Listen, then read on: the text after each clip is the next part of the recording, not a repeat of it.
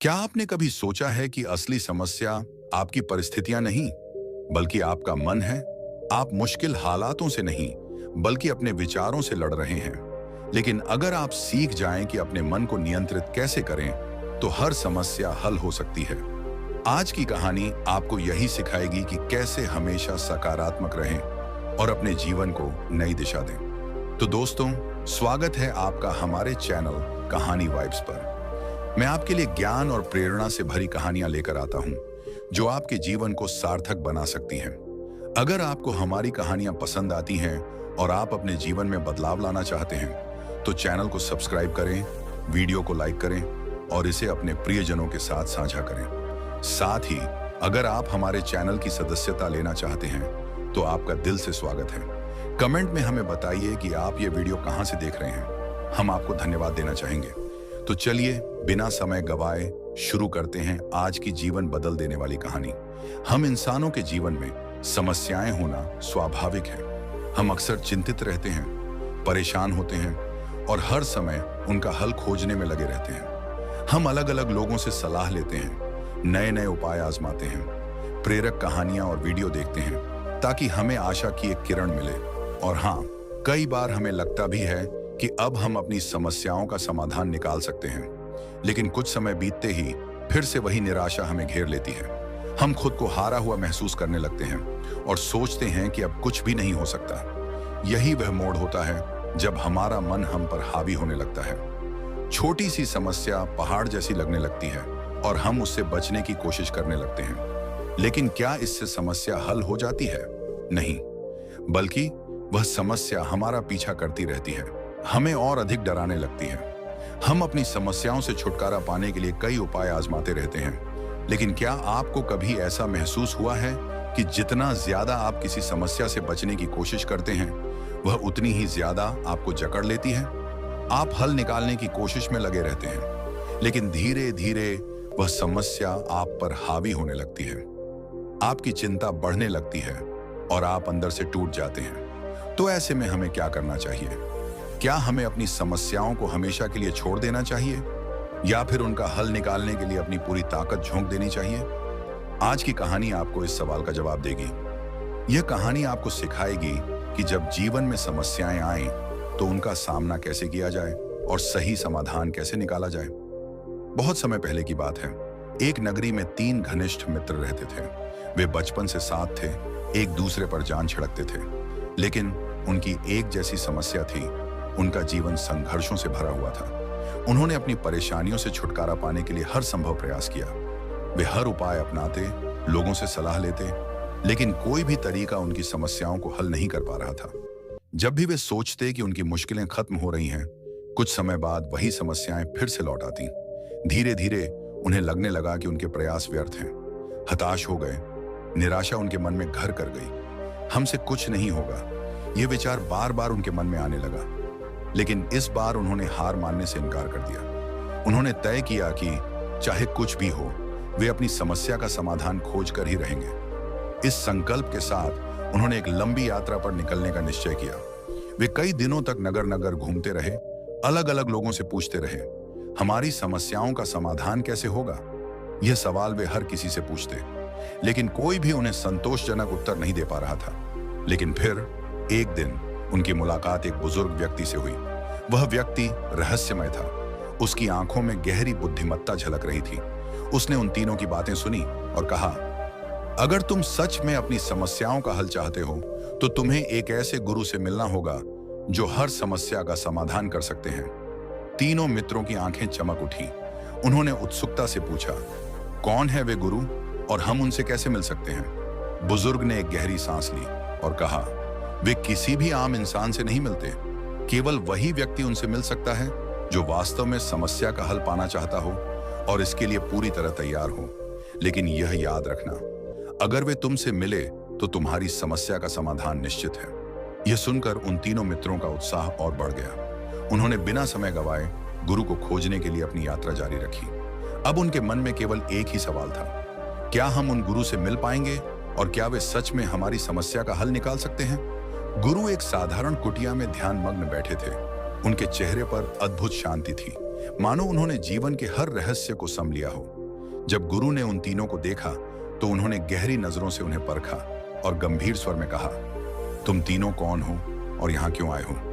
गुरु की आवाज में ऐसी शक्ति थी कि तीनों मित्र एक पल के लिए सहम गए। लेकिन फिर पहला मित्र हिम्मत जुटाकर बोला, गुरुदेव, हमने आपके बारे में सुना है। लोग कहते हैं कि आप सबकी समस्याओं का समाधान करते हैं। हम भी अपनी समस्याओं को लेकर बहुत परेशान हैं और हम आपके पास बहुत दूर से आए हैं। बिना समाधान के हम यहाँ से नहीं जाएंगे। गुरु ने कुछ देर सोचा और फिर बोले, ठीक है, अगर तुम सच में अपनी समस्याओं का हल चाहते हो तो बताओ, तुम्हारी समस्या क्या है?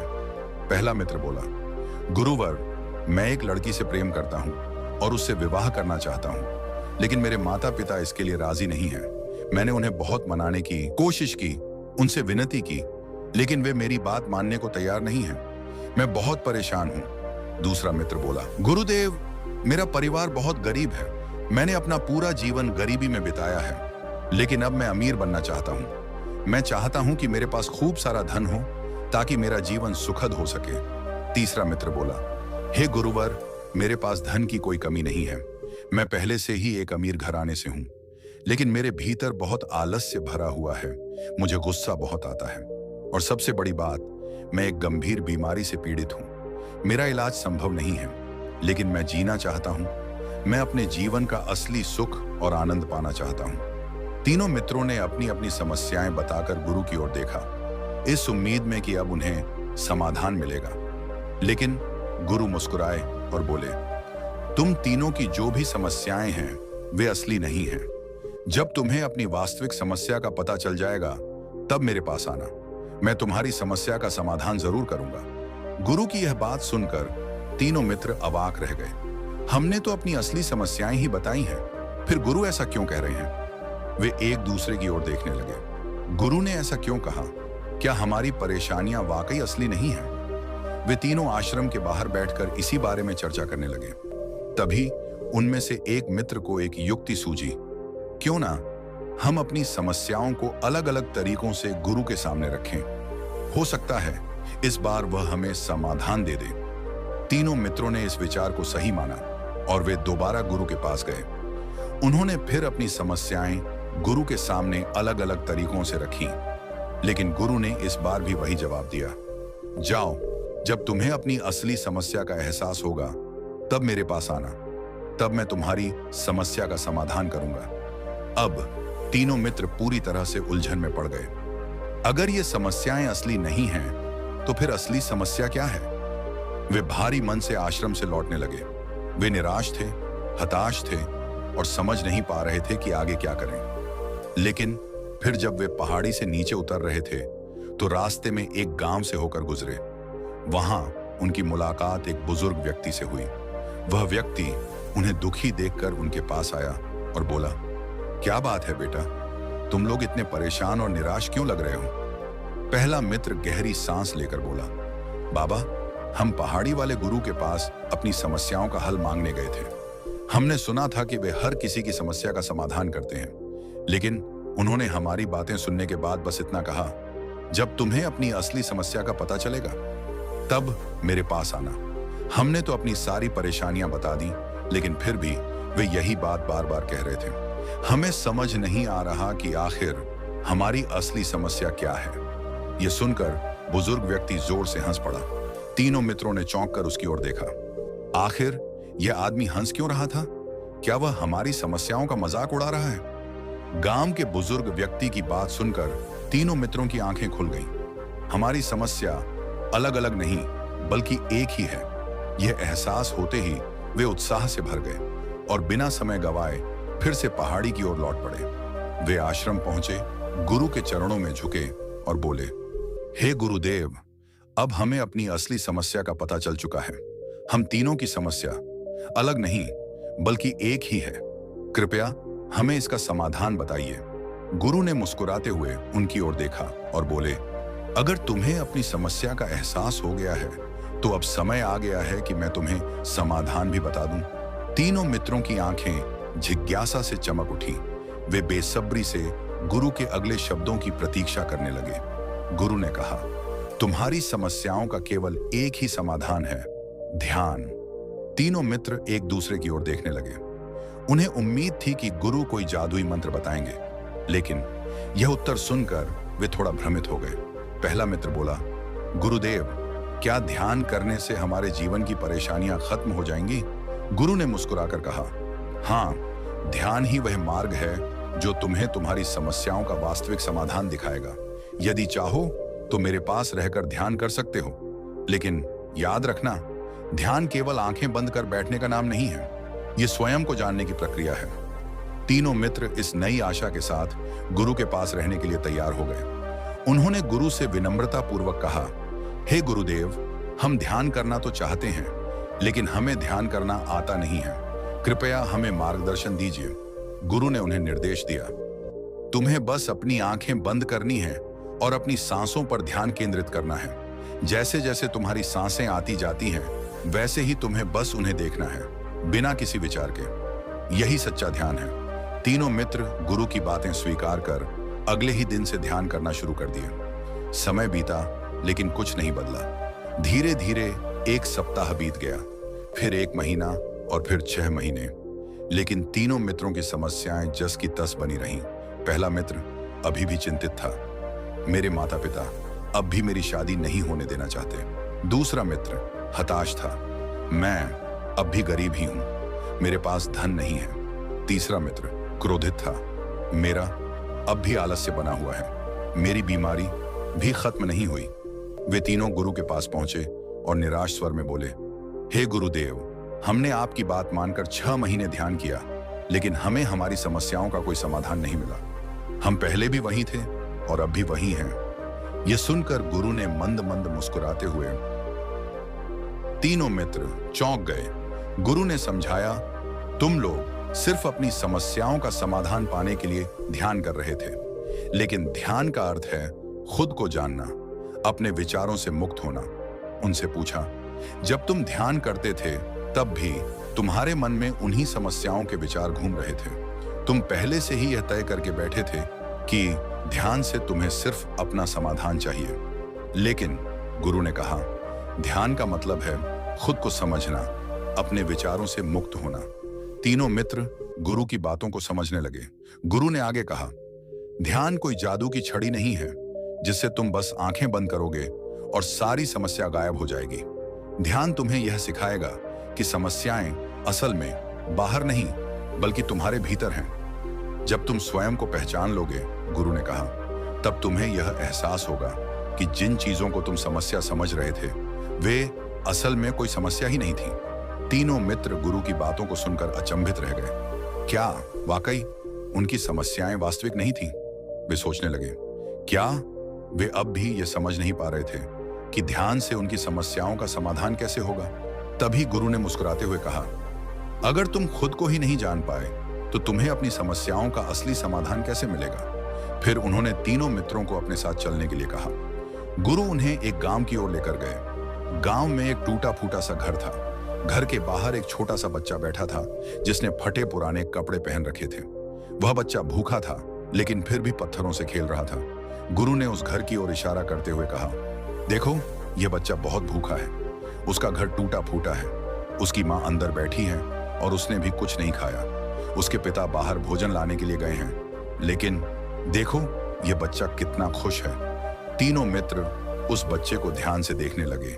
गुरु ने फिर कहा, तुम तीनों के पास सब कुछ है, अच्छे कपड़े, पैसा, सम्मान, अधिकार, लेकिन फिर भी तुम खुश नहीं हो। जितना आनंद तुम्हें अपने धन में नहीं मिला, उतना ही सुख तुम्हें अच्छा भोजन खाकर भी नहीं मिला। जितनी संतुष्टि तुम्हें अपनी इच्छाएं पूरी करके नहीं मिली, वह सब इस छोटे से भूखे बच्चे को सिर्फ इन कंकड़ पत्थरों से खेलने में मिल रहा है। तीनों मित्र उस बच्चे को चुपचाप देखते रहे।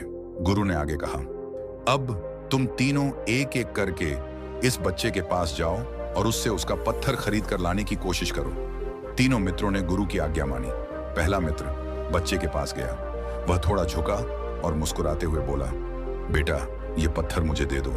मेरे पास बहुत सारा धन है, मैं तुम्हें बहुत सारे पैसे दूंगा। लेकिन बच्चे ने उसकी बात सुनी, अपना सिर झुका लिया और मासूमियत से कहा, नहीं, यह मेरा पत्थर है, मैं इसे नहीं दूंगा। पहला मित्र चौंक गया। इतना गरीब बच्चा और इसे पैसे की जरूरत नहीं। वह निराश होकर वापस लौट आया और बाकी दोस्तों को देखा। अब दूसरे मित्र ने हिम्मत जुटाई और बच्चे के पास गया। उसने धीरे से कहा, बेटा, ये पत्थर मुझे दे दो। मैं भी तुम्हारे जैसी ही गरीब हूं। मेरे घर में भी खाने के लिए कुछ नहीं है। बच्चे ने उसकी बात सुनी, लेकिन इस बार भी उसने अपना सिर जोर से हिलाया और कहा, अड़ती थी नहीं, यह मेरा पत्थर है, मैं इसे किसी को नहीं दूंगा। दूसरा मित्र भी हार मानकर लौट आया। अब तीसरे मित्र की बारी थी। वह बच्चे के पास गया और मुस्कुराते हुए बोला, बेटा, यह पत्थर मुझे दे दो, बदले में मैं तुम्हें बहुत सारा स्वादिष्ट भोजन दूंगा। इस बार बच्चा कुछ देर सोच में पड़ गया। उसके चेहरे पर संघर्ष के भाव थे, लेकिन फिर उसने धीरे से कहा, भैया, मुझे 5 रोटियां दे दीजिए। 2 मेरी माँ खा लेंगी, 2 मेरे पापा के लिए और 1 रोटी मैं खा लूंगा। तब हमारा पेट भर जाएगा, फिर मैं आपको यह पत्थर दे दूंगा।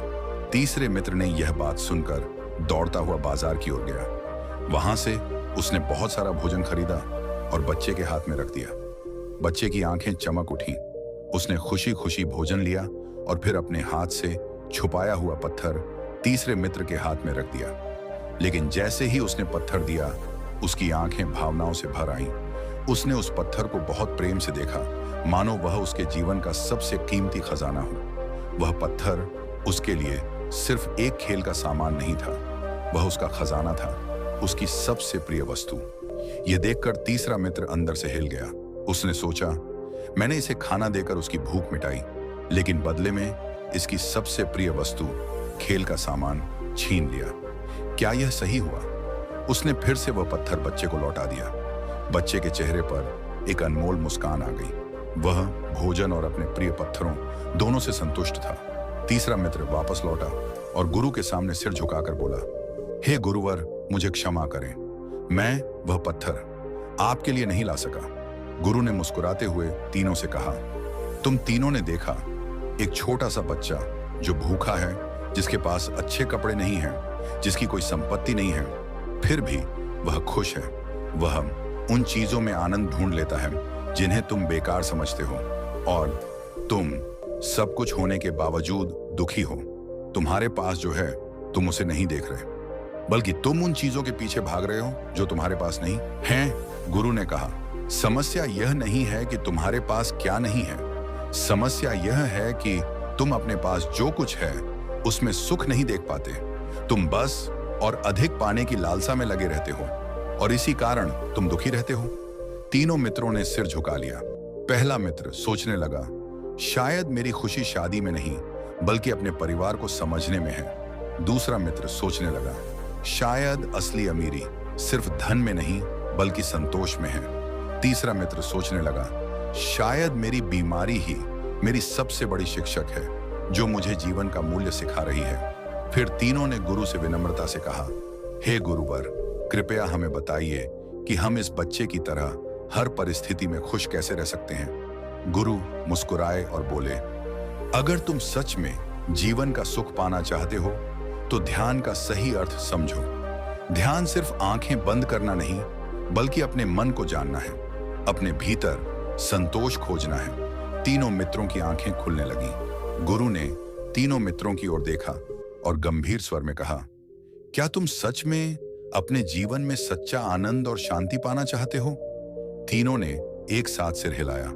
हाँ गुरुवर, हम शांति और आनंद पाना चाहते हैं। गुरु ने मुस्कुराते हुए कहा, तो तुम्हें ध्यान करना होगा। ध्यान ही तुम्हें सत्य तक ले जाएगा, और सत्य ही तुम्हें वास्तविक शांति प्रदान करेगा। तुम्हारी सभी समस्याओं का हल ध्यान के माध्यम से ही संभव है। गुरु की यह बात सुनकर तीनों के मन में सत्य प्राप्त करने की तीव्र इच्छा जाग उठी।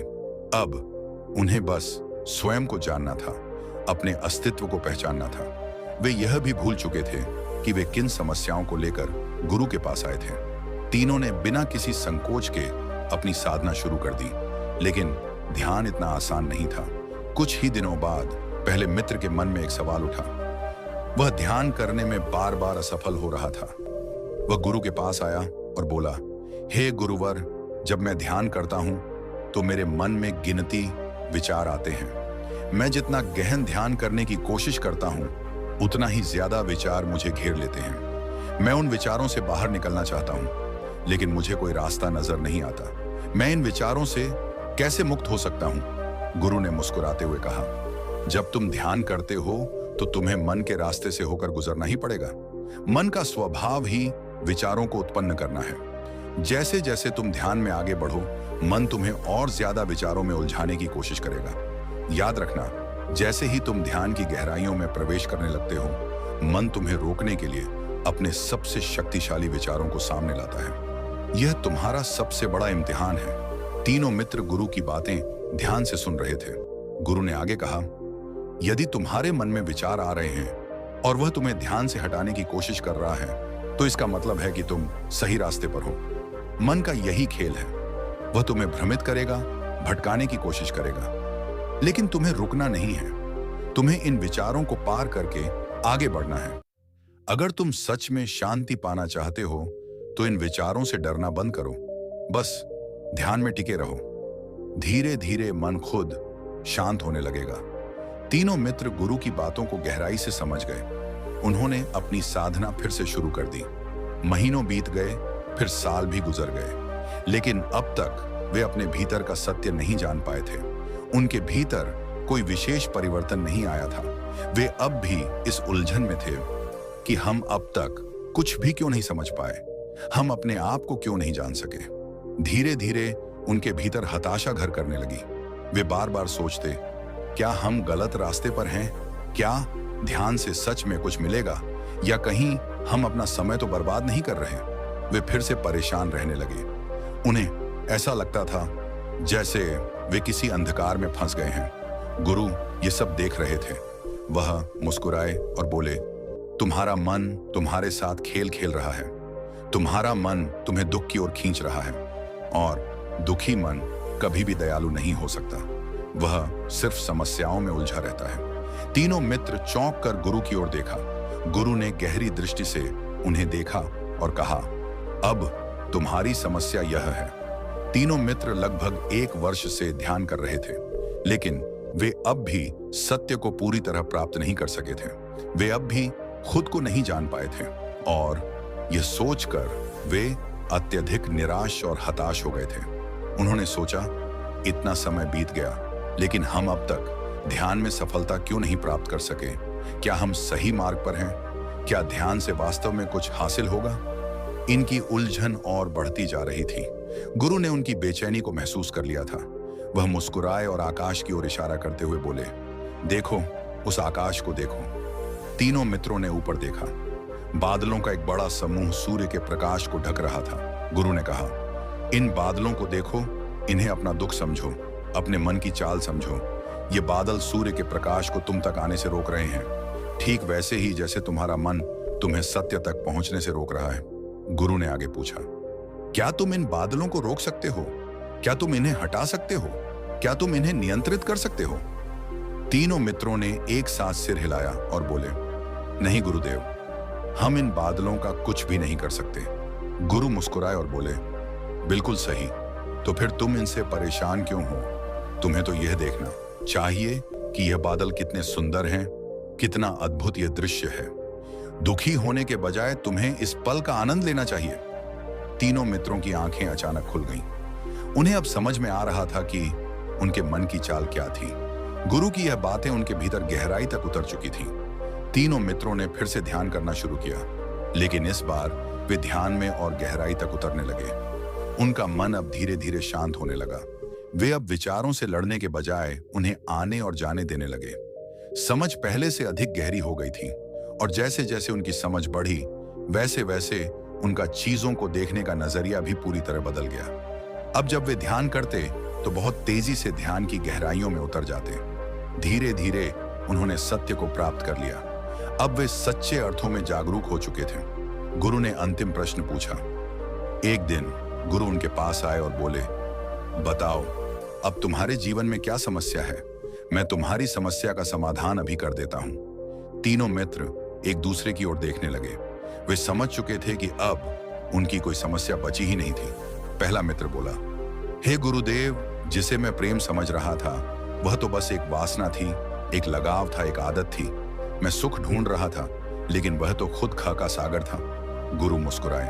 अब दूसरा मित्र बोला, हे गुरुदेव, मैंने सोचा था कि धन ही असली अमीरी है, लेकिन अब मुझे समझ में आ गया है कि जो जीवन से भरा हुआ है, जो स्वस्थ है, जो सोच सकता है, जो अनुभव कर सकता है, वही सबसे अमीर है। जिसके पास सिर्फ पैसे हैं, वह असल में गरीब ही है। गुरु ने धीरे से सिर हिलाया और उसकी बात स्वीकार की। अब तीसरा मित्र बोला, हे गुरुदेव, अब मैं समझ गया हूं कि जो अपने समय को व्यर्थ कमाता है, जो हर समय आलस्य में डूबे रहते हैं, वे ही अपने लिए नरक का निर्माण करते हैं। जो जागरूक है वह इस जीवन का असली आनंद लेता है, और जो सो रहा है वह बस दुखों में जीता है। गुरु ने गहरी दृष्टि से उसकी ओर देखा और कहा, सत्य को पाने वाले वही होते हैं जो स्वयं को पहचानने की हिम्मत रखते हैं। तुमने स्वयं को पहचान लिया, अब तुम सच में मुक्त हो गए हो। तीनों मित्रों की आंखों में अब एक नई चमक थी। वे अब वही नहीं थे जो 1 साल पहले थे। उन्होंने न केवल ध्यान की गहराइयों को समझा था, बल्कि अपने भीतर छिपे सत्य को भी पा लिया था। अब वे कभी भी दुखी नहीं होंगे, क्योंकि अब वे जान चुके थे कि हमारी समस्याएं बाहर नहीं, बल्कि हमारे भीतर हैं। और जब हम स्वयं को जान लेते हैं तो हर समस्या स्वतः ही समाप्त हो जाती है।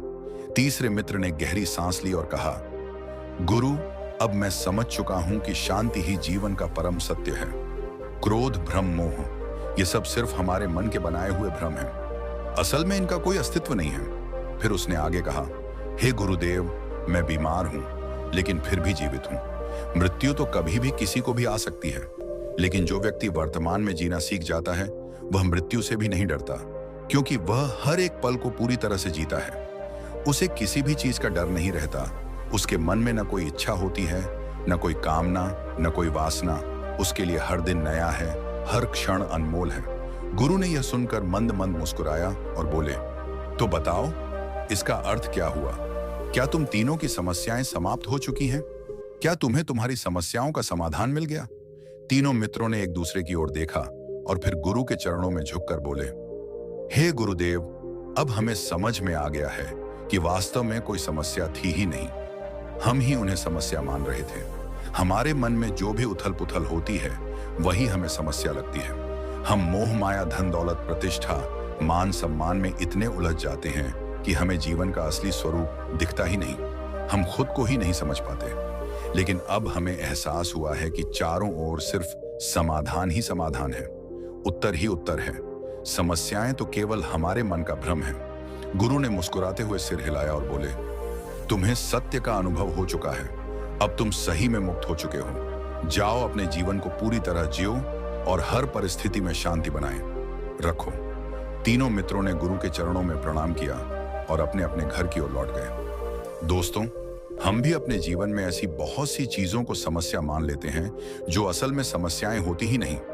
समस्याएं तो हम खुद अपने मन में खड़ी कर लेते हैं। अगर आपके जीवन में भी कोई परेशानी है, तो इसका समाधान केवल 2 चीजों में छिपा है। एक समय यानी टाइम, और दूसरा आप स्वयं। साथ ही आप स्वयं अपने मन को समझ लें तो समस्याएं कभी भी आपको परेशान नहीं कर सकती। इस संसार में ऐसी कौन सी जगह है जहां मन को शांति और आनंद की अनुभूति हो? कैसे कोई व्यक्ति अपने जीवन में सच्चे आनंद को प्राप्त कर सकता है? इन्हीं सवालों के जवाब देने के लिए आज मैं आपको एक बौद्ध भिक्षु की कहानी सुनाने जा रहा हूं। तो चलिए इस रोचक कहानी की शुरुआत करते हैं। युवक को हमेशा ऐसा लगता था कि घूमने फिरने और मौज मस्ती करने में ही जीवन का असली आनंद छिपा है। वह सोचता था, अगर मैं हर जगह घूमूंगा, नए नए स्थान देखूंगा, मजे करूंगा, तो मेरा जीवन सुखी और सुकून भरा रहेगा। लेकिन एक दिन उसकी मुलाकात एक ऐसे व्यक्ति से हुई जो हमेशा घूमता फिरता रहता था। युवक ने उत्सुकता से उस व्यक्ति से पूछा, मित्र, तुम्हें घूमने फिरने में बहुत आनंद आता होगा, है ना? तुम हर दिन नई जगह देखते, हर दिन कुछ नया सीखते हो। तुम्हारे जीवन में तो बहुत खुशियां और सुकून होगा।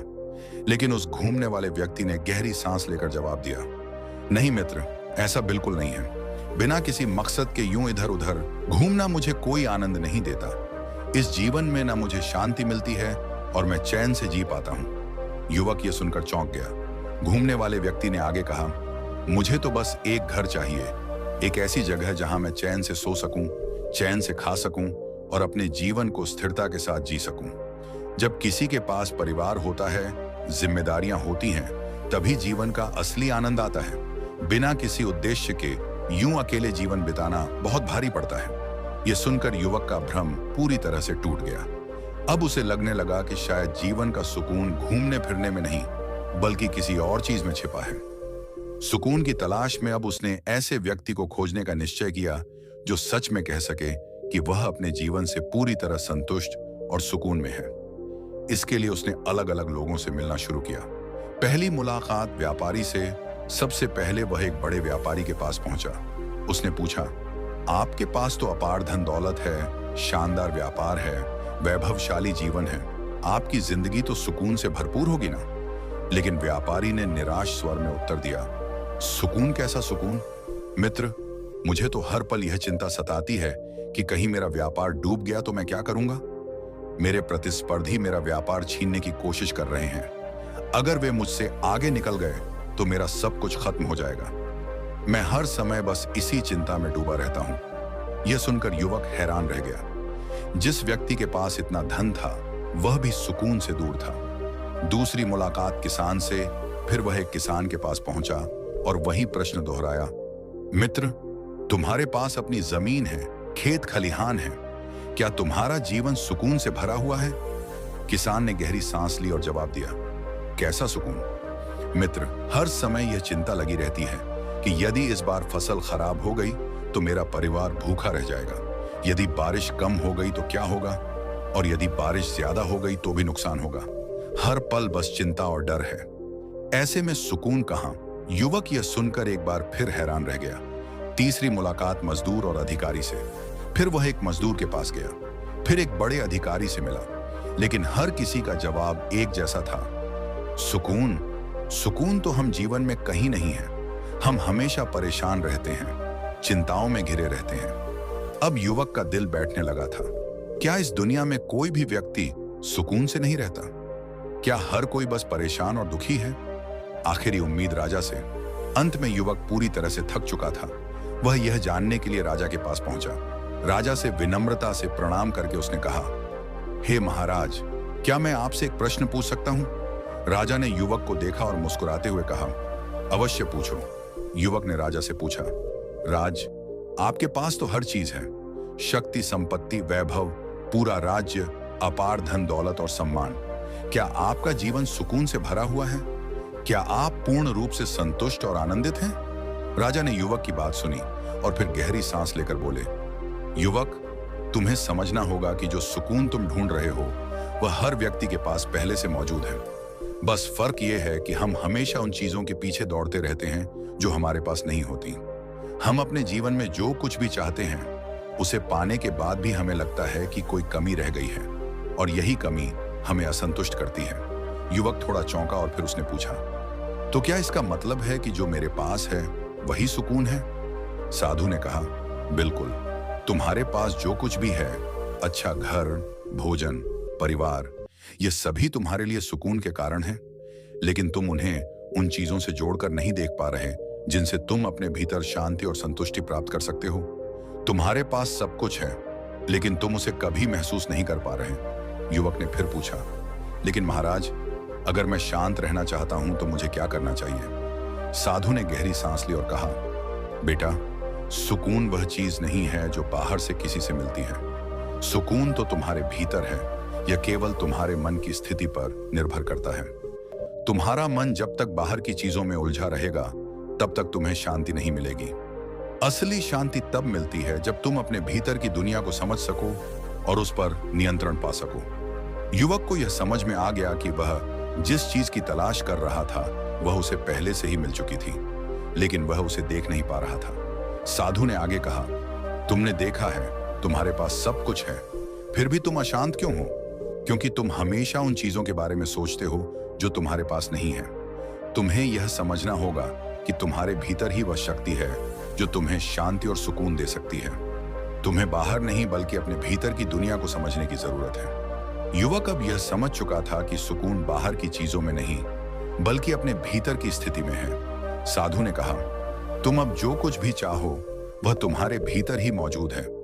तुम्हें सिर्फ उसे महसूस करने की जरूरत है। हर व्यक्ति के जीवन में शांति, संतोष और सुख तब आता है जब वह अपनी इच्छाओं से मुक्त होता है और केवल वर्तमान में जीता है। अगर तुम इसे समझ सको तो तुम्हारे जीवन में किसी भी चीज की कमी नहीं रहेगी। युवक ने गहरी सांस ली और आध्यात्मिक शांति की ओर अपना पहला कदम बढ़ाया। उसे यह एहसास हो गया कि असली शांति किसी बाहरी वस्तु में नहीं, बल्कि अपने भीतर की समझ और संतुष्टि में है। उसने साधु के सामने सिर झुका लिया और आभार व्यक्त किया। हे महाराज, आपने मुझे जीवन की सच्चाई समझाई। अब मैं जानता हूं कि असली सुकून भीतर ही है। मैं इसे महसूस करने के लिए पूरी तरह से तैयार हूं। साधु मुस्कुराए और कहा, यही सच्ची शांति है। जीवन को जैसे वह है वैसे स्वीकार करो और तुम्हारे सुकून की कोई कमी नहीं रहेगी। युवक ने साधु को धन्यवाद दिया और अपने घर लौटने का निर्णय लिया। अब वह जान चुका था कि जीवन की सबसे बड़ी खुशी अपने भीतर की शांति और संतुष्टि में ही है। हमेशा हम यह सोचते हैं कि सुख और शांति केवल बाहरी चीजों में छिपी होती है, लेकिन असली शांति हमारे भीतर ही है। जब तक हम अपनी इच्छाओं और विचारों के पीछे भागते रहेंगे, तब तक शांति नहीं पा सकते। लेकिन जैसे ही हम अपने मन को शांत रखते हैं और वर्तमान में जीते हैं, हम सच्ची शांति का अनुभव करते हैं। सभी बाहरी चीजों से परे जाकर अपने भीतर की दुनिया को समझना ही असली सुकून है। साधु ने युवक की शिकायत सुनी और धीरे से अपनी आंखें खोली। उन्होंने शांत स्वर में कहा, बेटा, तुमने ठीक कहा। तुम जो सुकून की तलाश कर रहे हो वह तुम्हारे भीतर ही है, लेकिन तुम्हें उसे महसूस करने के लिए खुद को समझना होगा और यह समझना होगा कि तुम सच में क्या खोज रहे हो। युवक ने थोड़ी देर सोचने के बाद फिर पूछा, लेकिन गुरुवर, क्या आप यह नहीं मानते कि जीवन में कोई सुकून होता है? मैंने तो देखा है कि लोग हमेशा किसी न किसी चीज के पीछे भागते रहते हैं। क्या सच में ये सब कुछ नहीं है? साधु मुस्कुराए और फिर बोले, देखो बेटा, जब तुम जीवन में किसी चीज के पीछे भागते हो, चाहे वह पैसा हो, प्रतिष्ठा हो या कोई और इच्छा हो, तुम अपने मन से खुद को खो बैठते हो। यही वह अवस्था है जहां तुम्हारे भीतर के सुकून को तुम महसूस नहीं कर पाते। युवक ने कहा, लेकिन गुरुवर, जब एक व्यक्ति की इच्छाएं पूरी हो जाती हैं तो वह खुश होता है और उसे शांति मिलती है। मैं तो यही समझता था कि जब इच्छाएं पूरी होती हैं तो जीवन सुकून से भर जाता है। साधु ने उसकी बात पर हंसते हुए कहा, तुमने बिल्कुल सही कहा बेटा, लेकिन यह शांति स्थायी नहीं रहती। जब तुम अपनी इच्छाओं को पूरा करने के बाद अगले लक्ष्य की ओर दौड़ने लगते हो तो तुम फिर से वही बेचैनी महसूस करते हो। इच्छाएं कभी पूरी नहीं हो सकती, क्योंकि जैसे ही एक इच्छा पूरी होती है दूसरी आ जाती है और यह क्रम चलता रहता है। युवक को अभी भी समझ में नहीं आ रहा था, इसलिए उसने साधु से पूछा, महाराज, मैं यह समझ नहीं पा रहा, क्या हमें अपनी इच्छाओं को पूरी नहीं करनी चाहिए? क्या हमें सुख के पीछे नहीं भागना चाहिए? साधु ने गहरी सांस ली और कहा, बेटा, मैं यह नहीं कह रहा कि तुम्हें अपनी इच्छाओं को पूरी नहीं करना चाहिए, लेकिन जब तुम शांति और सुकून की तलाश करते हो तो तुम्हें यह समझना होगा कि यह सुकून तुम्हारे भीतर है।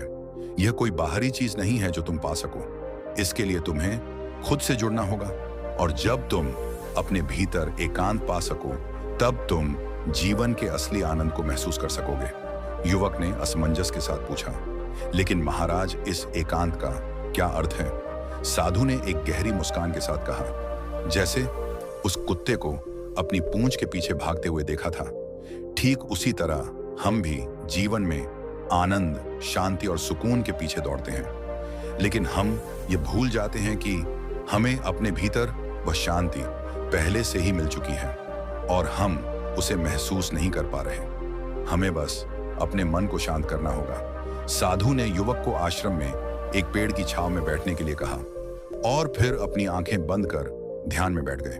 युवक खड़ा होकर देखने लगा। उसे लगा कि अब साधु उसे कोई चमत्कार दिखाएंगे जिससे वह अपनी आंतरिक शांति को समझ सके, लेकिन वक्त गुजरते गए और कुछ भी चमत्कार जैसा नहीं हुआ। युवक का मन बुरी तरह विचलित होने लगा। वह सोचने लगा, यह साधु मुझसे क्या छिपा रहे हैं, मुझे क्या सीखना चाहिए?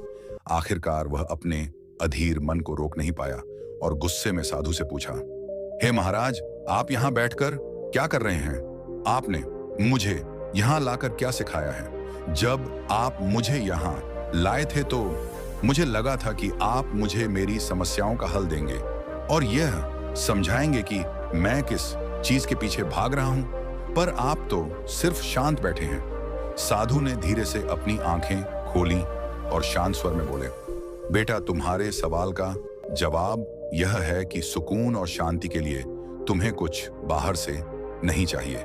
यह सब तुम्हारे अंदर जुड़ा हुआ है और तुम्हारी अंदर की दुनिया में है। तुम्हारा मन जिस चंचलता से बाहर की चीजों में उलझा रहता है, वही तुम्हारी बेचैनी का कारण है। जब तुम भीतर के शांति और संतुलन को महसूस करोगे तो तुम्हें किसी बाहरी चीज की तलाश नहीं रहेगी। साधु ने फिर से युवक को ध्यान में बैठने के लिए कहा। इस बार युवक ने पूरी तरह से अपनी आंखें बंद कर ली और यह महसूस करना शुरू किया कि उसकी बेचैनी का कारण कहीं और नहीं बल्कि उसके अपने विचार थे। धीरे धीरे उसे एहसास हुआ कि असली सुकून अंदर से आता है। वह अपने भीतर की आवाज को सुनने लगा और महसूस किया कि शांति उसी पल से उसकी दुनिया में प्रवेश कर गई थी। सुकून बाहर से नहीं बल्कि अंदर से आता है। जब हम अपने भीतर की दुनिया को समझते हैं और उस पर नियंत्रण पाते हैं, तब हमें सुकून मिलता है। हमेशा जो हम चाहते हैं वह हमारे भीतर पहले से मौजूद होता है। हमें इसे महसूस करने के लिए अपनी आंतरिक शांति को खोजना होता है और यही जीवन का सबसे बड़ा आनंद है। युवक ने साधु के शब्दों को गहरे से समझा और अब उसे जीवन की असली सच्चाई का आभास हो रहा था। वह जान चुका था कि सुकून और आनंद केवल बाहर की चीजों में नहीं बल्कि हमारे भीतर है। जब साधु ने उसे बताया कि जो आनंद वह कुछ पल पहले महसूस कर चुका था, वही सुकून हमेशा उसके भीतर था, तो युवक का मन सच में शांत हो गया। वह समझ चुका था कि जीवन के असली सुख के लिए उसे बाहरी परिस्थितियों से अधिक अपने भीतर की ओर मुड़ना होगा। अब वह जानता था कि यदि वह जीवन में सुकून चाहता है तो उसे ध्यान के माध्यम से अपने भीतर की दुनिया को समझना होगा। युवक ने साधु को प्रणाम किया और कहा, हे महाराज, आपने मुझे सुकून का असली अर्थ समझाया है। अब मैं जानता हूं कि जीवन में शांति और आनंद तभी प्राप्त हो सकता है जब हम अपने मन को शांत रखेंगे, और यह केवल ध्यान के द्वारा ही संभव है। साधु ने मुस्कुराते हुए कहा, तुमने सही समझा। अब तुम जानते हो कि असली शांति और सुकून हमेशा तुम्हारे भीतर हैं, बस तुम्हें इसे पहचानने की जरूरत है। ध्यान तुम्हारी आत्मा को शांति और संतुलन देगा, जिससे तुम हमेशा हर परिस्थिति में सुकून में रह सकोगे। युवक ने आभार के साथ साधु का धन्यवाद किया और फिर अपने घर की ओर लौट आया, लेकिन अब उसका मन पूरी तरह से बदल चुका था। अब उसे महसूस हुआ कि उसकी पहचान का रास्ता भीतर है, न कि बाहर। अब वह सुकून और शांति के लिए बाहर नहीं देखता था, बल्कि अपने भीतर देखता था। उसने यह निर्णय लिया कि वह अपने जीवन को सही दिशा में आगे बढ़ाएगा और ध्यान के माध्यम से अपने मन को शांत रखेगा। हमेशा बाहर की दुनिया में सुख और शांति की तलाश करते हैं, लेकिन असली सुख तो हमारे भीतर ही होता है। ध्यान वह मार्ग है जो हमें हमारे भीतर की शांति और आनंद का अनुभव कराता है। जब हम अपने मन को शांत रखते हैं और अपने भीतर के सुकून को पहचानते हैं, तो कोई भी बाहरी परिस्थिति हमें विचलित नहीं कर सकती। इस संसार में सच्चा सुख और शांति कहाँ मिलती है? कैसे कोई व्यक्ति जीवन के असली आनंद को प्राप्त कर सकता है? इन्हीं सवालों के जवाब देने के लिए आज मैं आपको एक और रोचक कहानी सुनाने जा रहा हूं। तो चलिए इस नई और प्रेरणादायक कहानी की शुरुआत करते हैं। अगले दिन बौद्ध भिक्षु ने वह 4 पंक्तियां पढ़ी जो किसी ने रात भर में उनकी कमरे की दीवार पर लिख दी थी। जैसे ही उनकी नजर उन शब्दों पर पड़ी, उनकी आंखों में गहरी चुप्पी और गुस्सा आया। सोचने लगे, आखिर किस मूर्ख ने मेरी दीवार को खराब किया? वह धीरे धीरे दीवार के पास पहुंचे और लिखी गई पंक्तियों को ध्यान से पढ़ने लगे। मन एक दर्पण की तरह है जिसमें धूल जम जाती है। उस धूल को साफ कर दो तो सत्य अनुभव में आ जाता है और सत्य मिल जाता है। पहले तो उन्होंने इसे नजरअंदाज किया, लेकिन फिर जैसे ही पंक्तियों का गहराई से अध्ययन किया, उनके चेहरे पर एक हल्की सी मुस्कान आ गई। ये पंक्तियां उनके जीवन के सत्य को प्रकट कर रही थीं। वह सत्य जिसे उन्होंने वर्षों से खोजने की कोशिश की थी। वह ये समझ चुके थे कि यह कोई साधारण शिष्य नहीं था जिसने यह लिखा था। यह एक गहरी समझ और अनुभव का परिणाम था। युवक के मन में एक हलचल सी हो गई थी। वह समझ गया था कि उससे जो जीवन की सच्चाई मिली थी वह उसकी अपनी यात्रा थी, और वह यात्रा उसने बिना किसी इच्छाओं या किसी बाहरी इच्छाओं के परे केवल अपने भीतर की शांति और आत्म अनुशासन से प्राप्त की थी। वह इस गहरे सत्य से जुड़ने के बाद अपने गुरु के पास पहुंचा और बोला, हे गुरुवर, मुझे यह पंक्तियां सही नहीं लगी। क्या मुझे यह नहीं दिखता कि हमने ध्यान किया तो हमें अंततः अपने ही भीतर का सत्य मिलेगा? गुरु ने शिष्य की ओर ध्यान से देखा और कहा, बिल्कुल बेटा, यही सच्चा ज्ञान है, यही सत्य है। परंतु इसे न केवल शब्दों में कहा जा सकता है, बल्कि यह केवल अनुभव से ही समझा जा सकता है। यदि तुम इसे महसूस नहीं करोगे तो यह सिर्फ एक विचार बनकर रह जाएगा। युवक ने धीरे धीरे उत्तर दिया, हाँ गुरुवर, अब मैं जानता हूं कि मेरा ध्यान केवल शरीर और बाहरी संघर्षों में नहीं था। अब मुझे यह समझ में आता है कि सच्चा शांति तभी मिलती है जब आप अपने अंदर जाकर भीतर के सत्य को पहचानते हो। गुरु ने उसकी बात सुनी और उसे मुस्कुराकर देखा, तुमने सही समझा। अब तुम केवल बाहर नहीं देखोगे, बल्कि अपने भीतर के अंधकार को भी पार कर सकोगे। यही तुम्हारे सच्चे लक्ष्य की ओर पहला कदम होगा। वह युवक अब पूरी तरह से बदल चुका था। वह समझ चुका था कि जीवन की असली चुनौती किसी लक्ष्य तक पहुंचने में नहीं, बल्कि यह थी कि वह स्वयं को कैसे जानता और समझता था। उसकी आंतरिक यात्रा, उसकी एकांत में ध्यान करने की प्रक्रिया, यही असली धर्म था। इस समझ के साथ वह युवक अपनी यात्रा पर चला गया। अब उसके भीतर एक नया ज्ञान और शांति समाहित हो चुकी थी। वह जान चुका था कि सच्चा ज्ञान और शांति केवल बाहरी दुनिया से नहीं आती, बल्कि हमारे अंदर ही यह छिपी होती है। हमारे भीतर असली सुकून और शांति होती है, जो बाहरी दुनिया में कभी नहीं मिलेगी। हमेशा खुद को जानने के लिए और अपनी आंतरिक शांति के लिए हमें ध्यान और एकाग्रता की जरूरत होती है। इसलिए जो हम खोजते हैं वह कहीं और नहीं, बल्कि हमारे भीतर ही है।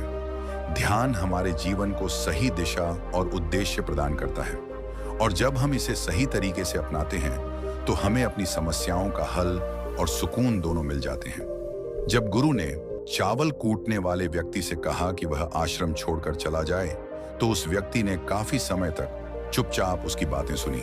वह जानता था कि गुरु के पास शास्त्रों का ज्ञान है, वह अनुभवी है, लेकिन उसने जो शब्द कहे थे वे उसे सच के करीब महसूस हो रहे थे। साधु ने गुस्से में आकर कहा, तुम यहां से जाओ। तुम बिना शास्त्रों का ज्ञान और बिना आध्यात्मिक साधना किए मेरे उत्तराधिकारी कैसे बन सकते हो? वह व्यक्ति शांत स्वर में उत्तर देता है, गुरुवर, मैंने आपको कभी चुनौती नहीं दी। मैंने जो कहा वह मेरे जीवन का अनुभव था। जो मैंने 12 वर्षों में यहां रहते हुए जाना और समझा, वह आपकी शास्त्रों से ज्यादा सरल और सच्चा था। गुरु चुप हो गए, क्योंकि वह जानते थे कि उस व्यक्ति की बात में बहुत गहराई थी। उस साधु के शब्द, जिन्होंने 1000 शिष्यों के सामने अपने अनुभव को रखा था, अब उस व्यक्ति के लिए एक नई शुरुआत बन चुकी थी। वह समझ गया था कि सत्य केवल शास्त्रों में नहीं, बल्कि खुद के अनुभव में भी छिपा होता है, और यही अनुभव था जिसने उस व्यक्ति को जीवन के सत्य तक पहुंचाया। अब बुद्ध की उपदेशों की वास्तविकता उस साधु के सामने स्पष्ट हो गई थी। वह किसी भी अन्य भिक्षु से बेहतर अपनी अनुभूति से सत्य को जान चुका था। युवक की ओर मुड़कर उसने कहा, यह वही सत्य है जो तुमने कहा था। जब तुम अपने विचारों को शांत करते हो और उन्हें दबाने की कोशिश नहीं करते, तो यह सत्य अपने आप तुम्हारे पास आता है।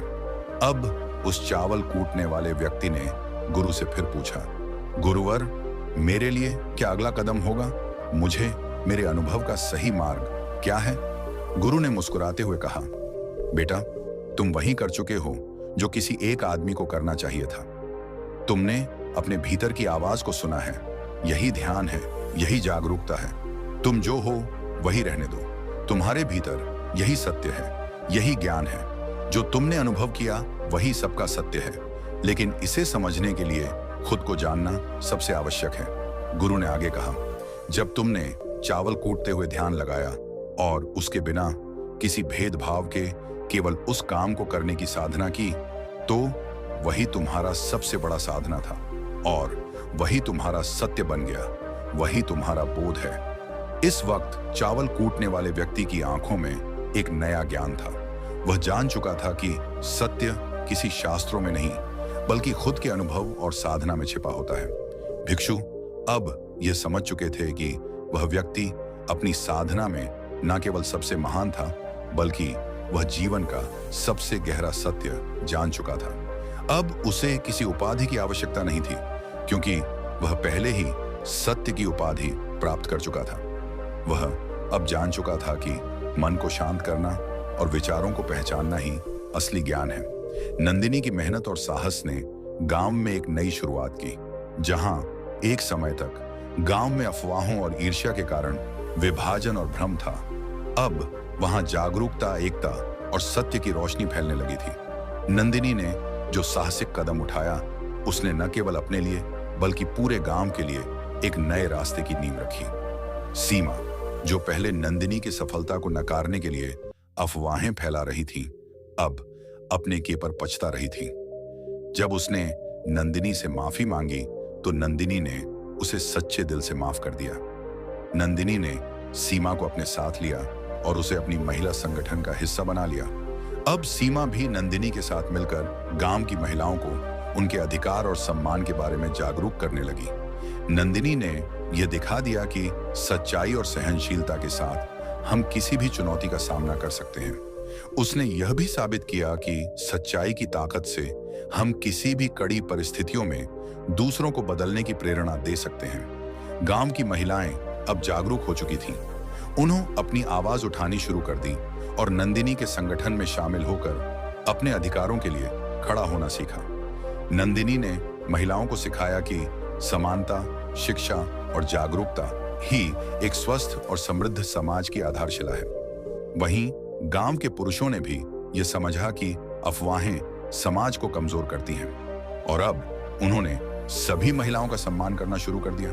गांव में एक नया परिवर्तन देखने को मिला।